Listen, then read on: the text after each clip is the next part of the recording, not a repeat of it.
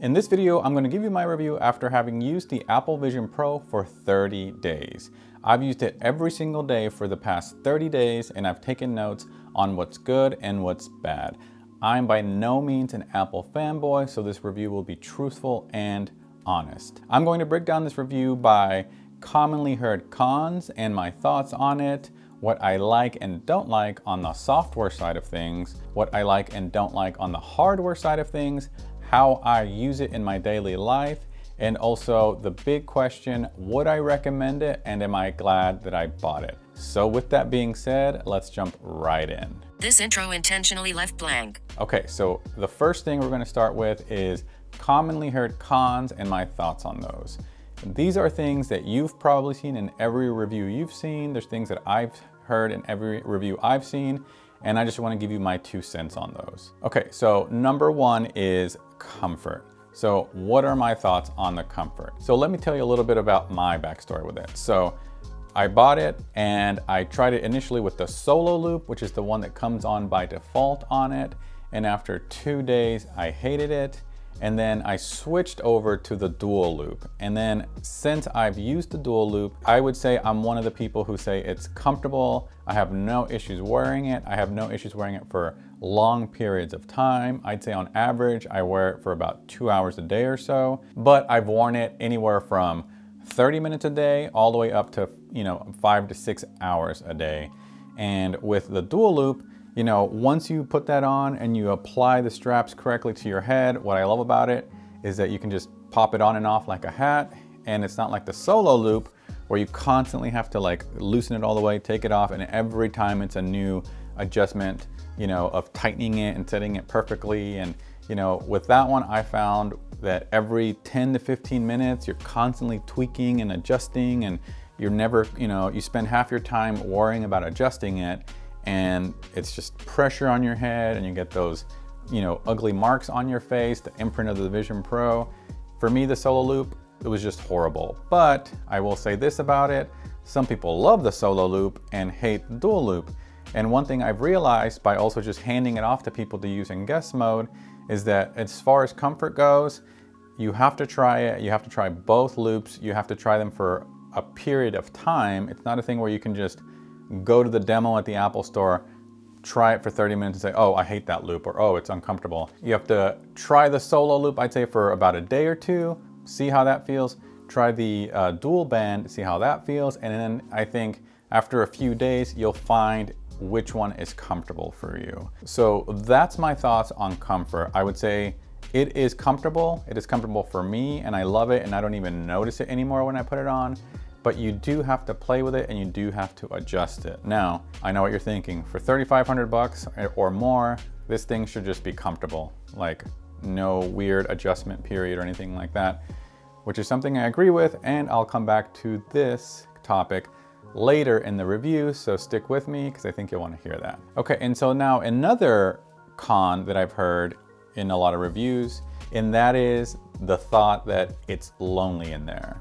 And what I mean by that is that, yes, when you put it on, it really sucks right now that you're having these amazing experiences. You're in this immersive world. You're watching this movie on a 100-foot screen. You're doing all these great things and you're experiencing the stuff. But to the outside world, you're just a weirdo wearing these, this headset, sitting there, moving your hands around and doing weird stuff like that. And you really want to share that with those around you. So right now, I would say that is a big con when it comes to this device, is that you're having experiences, people are social creatures, and you want to have to share those with other people. So I will say that Apple definitely needs to find a way to make this device more interactive, more social amongst other people around you. Once people have multiple devices in the house, and yes, they're expensive, again, something else I'll get to, but once people have multiple devices or even friends across the country or in the same city as you who have them, they have to find a way to make these things link up and interact. As far as I've heard, that is a reason why people have returned them, is that they put them on and they're kind of alone in this immersive space. And what's the fun in that, And this actually may be, one of the biggest cons that this device has right now. Okay, and so another commonly heard con about this device is the battery. So there's the talk about the external battery, how it's just kind of loose and hanging out, and no one knows what to do with it, or certain reviewers don't know what to do with it. And then there's also that it apparently dies quickly. I, for one, have never had any issues with the battery. The fact that it's an external battery, I could care less about that. I think it's fine. You literally just slip it in your pocket. Not a big deal at all. I haven't found any issues with that. It's not heavy, it doesn't get hot. You just put it in your pocket, and it's about the size, it's a little bit thicker than, say, a cell phone, and you just put it in your pocket and that's it. You forget about it and you use it. And in terms of battery life, I also have not had issues with that. It may be one of those weird buggy software things where some people say that if they just leave it out and don't have it plugged in, they come back and it has 50, 30, 40% battery power. I haven't found that either. I'll leave it overnight at 100%, and when I wake up the next morning, it's probably at like 94%. I've used it for 2 to 3 hours at a time, and I was fine.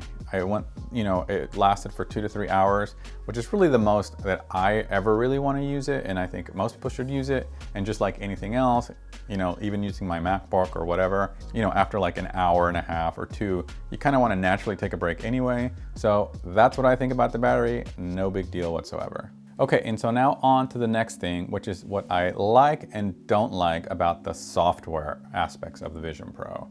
So first, what do I like about the Vision Pro, or in this case, honestly, love about the Vision Pro? And that is the entertainment factor of the Vision Pro. This is probably the main way that I'm using it. I feel like, I've fallen in love with watching movies again. I used to, watch movies all the time, but before buying it, I can't remember the last time I honestly watched a movie all the way through. And with this thing, I'm now watching movies all the time because of the immersive experience of genuinely feeling like you're sitting in a movie theater or an IMAX theater, or in the case of the Disney Plus app, in Tatooine or on the top of a skyscraper, watching a massive screen in front of you. And with the audio just being amazing in it, or wearing it with the AirPod Pros. To me, people say that there's no killer app. To me, the killer app is Disney Plus, Apple TV Plus, and it's the entertainment, watching movies aspect of it. To me, that's the killer app. That's where, when I show that to anyone, they are absolutely blown away by it. It's not the cheesy 3D photos or spatial video. No, it is watching movies, experiencing the movie the way it was intended to be experienced in a massive movie theater.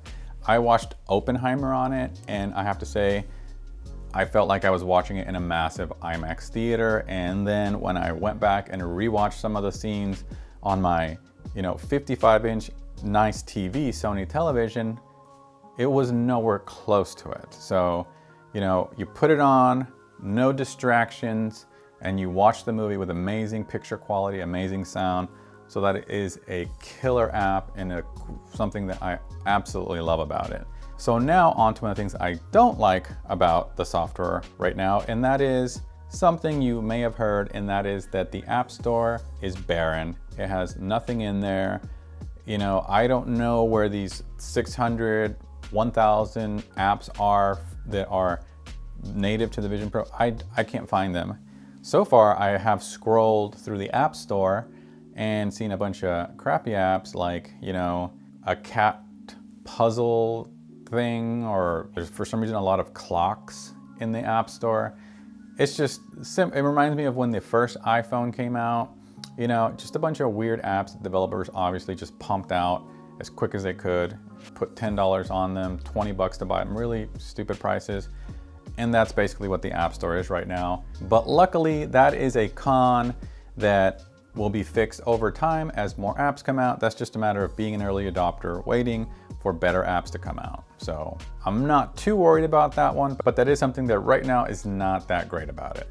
And so now on to the hardware part of it, what I like and do not like about it. So my number one love about the hardware, connected to the entertainment aspect of it, is the quality of the screen and then the audio experience.